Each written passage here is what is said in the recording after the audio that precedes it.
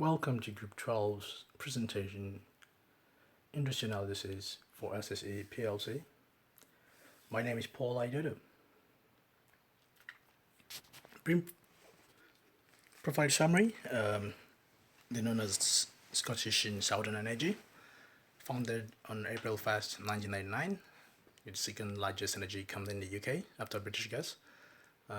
In terms of electricity, they generate, transmit and distribute, and for gas, they produce, they store and they distribute. They're listed in both the London Stock Exchange as well as the Forbes Global 2000, with a market capitalization of £12.3 billion. They're one of the UK's big 6 energy suppliers. Market definition, industry, they operate within the energy industry, in what I'll call the utilities, especially because they supply both electricity and gas. Now, horizontal dimension, the products they offer are electricity and gas, primarily supply. Vertical dimension, they generate, transmit, distribute. Basically, they occupy all of the value chain within the vertical dimension. In terms of products and services, for electricity, they generate, they distribute, they transmit. In fact, in terms of distribution, they cover 75% of Scotland, domestic users. For gas production, for gas, they produce, store, and they distribute as well.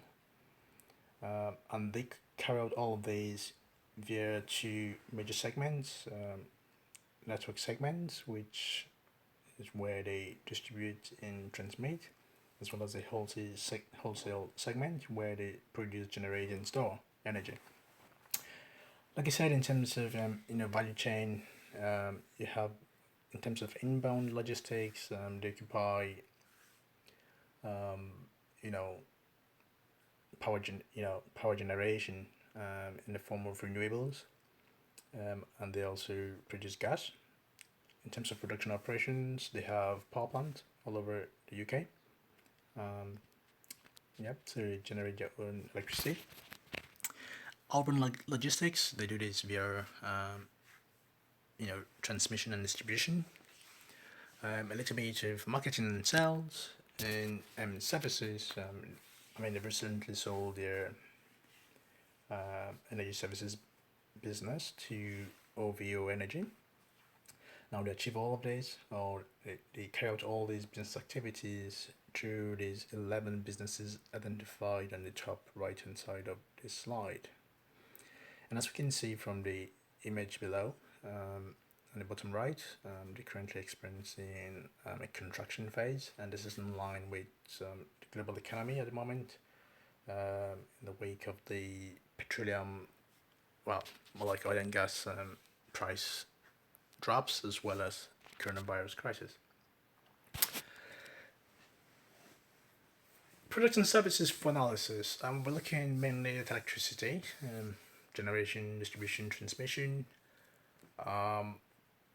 With this, the major competitors are British Gas, operating as Centrica, with 19% of the market share. We've also got EDF Energy, Eon, and Power, and Scottish Power. In terms of market share, these major 6 competing companies occupy 74% of the UK market share, with SSE contributing about 12% to this share size.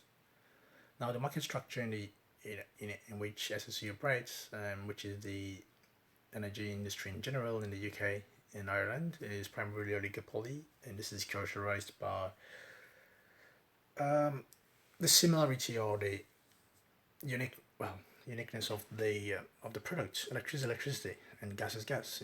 You can really have a much better electricity or much better gas, but also in terms of geographical coverage, they have operations in the whole of UK, in Ireland, and as you can see by UK, in England, Scotland, and Wales. We've got projects and assets all over the country.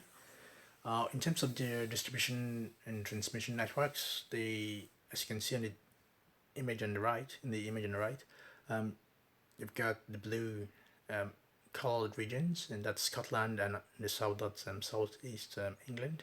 Now in Scotland, they occupy or they provide energy to 75% of the domestic household, so that's quite substantial.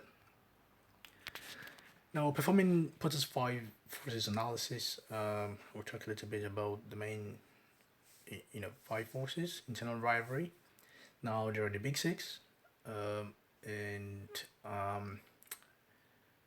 there's competition within these big six to, retain existing market share, and there are consequences of these competitions, which could include, slight, price drops, which tend to be below threshold levels for small businesses to remain profitable. Now this um, um, has led to 16 companies that have left the industry as at the end of 2019. Now, supplier power,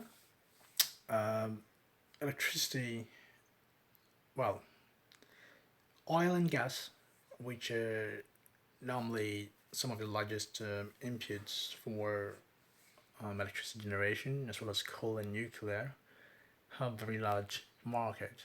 And what this meant is that suppliers have the power to decide who they sell to, and so there's moderate supplier power because SSE themselves can actually go to alternative suppliers as well.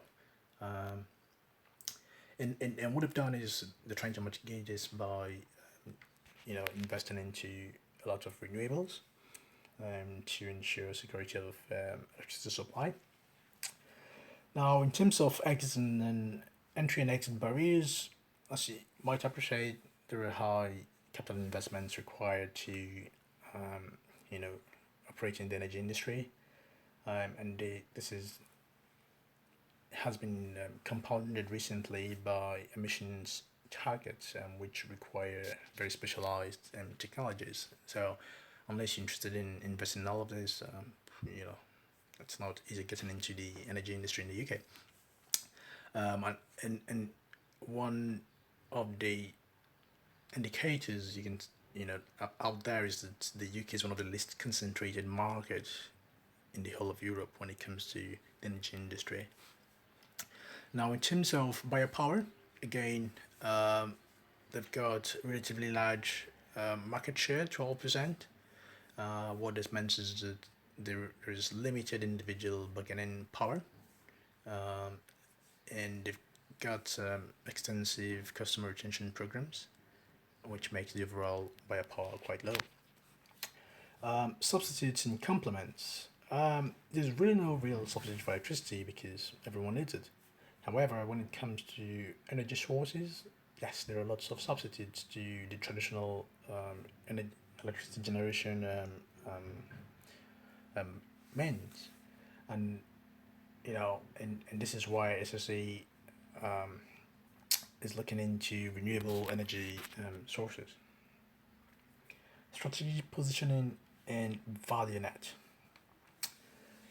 Now, what SSE has done is they've sort of refocused the business core by looking at low carbon emission businesses, and they're trying to do this by developing, operating, and owning their own assets to ensure that there is secure supplies. They're creating value for shareholders, and they aligning their business towards sustainability by,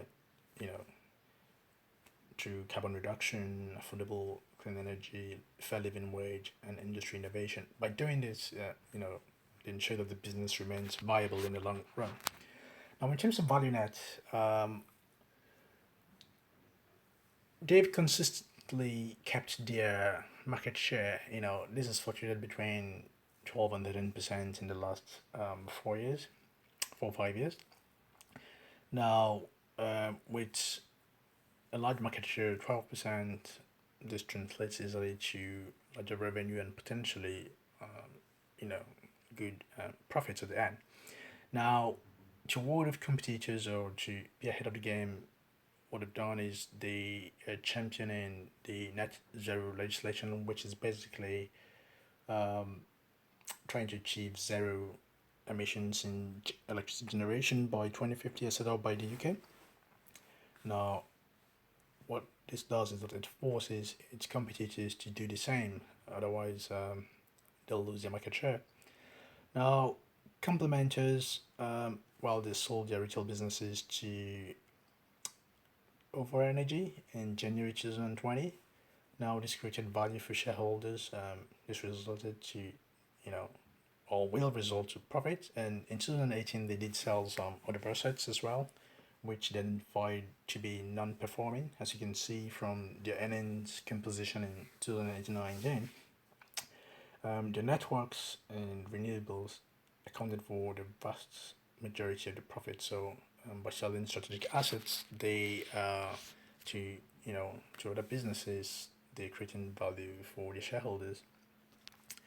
Incentive design strategy, they encourage fair pay and benefits, opportunities for career development, and policy for inclusion and diversity. Now, what it means is that you keep your workforce happy, making the work environment positive, and in return, your workforce put in the energy required to achieve your goals.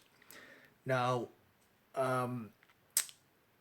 there are also performance-based incentives in the form of share incentive plans, which has been linked to performance measures, and then there are annual incentive plan as well for top executives. Now, they've made these plans available to the wider workforce, but at a much reduced percentage which they get, and the effect of this is that there's overall performance tied to incentives, and everyone in the company will try to work hard. Now they've enforced some sort of punitive incentive where, as for last year, the top three execs did not receive any incentive because of poor performance. Now, additional analysis was carried out in terms of corporate social responsibility and sustainability, because I believe these are some of the non-economic goals which are aligned towards the core business goals itself, and they're doing this by tracking emerging trends, engaging stakeholders in the form of suppliers and employment and local contents and things like that. They're contributing to the UN Sustainable Development Goals, and they're being a responsible service provider, society member, operator, buyer, developer, and employer. And they're implementing strategies to bridge the gender pay gap, which makes them an attractive employer, and investing in renewable energy technologies. Now, all these are the non-economic firm goals, which, as we identified in the previous slide, could help in their profitability when it comes to things like renewable. Thank you very much.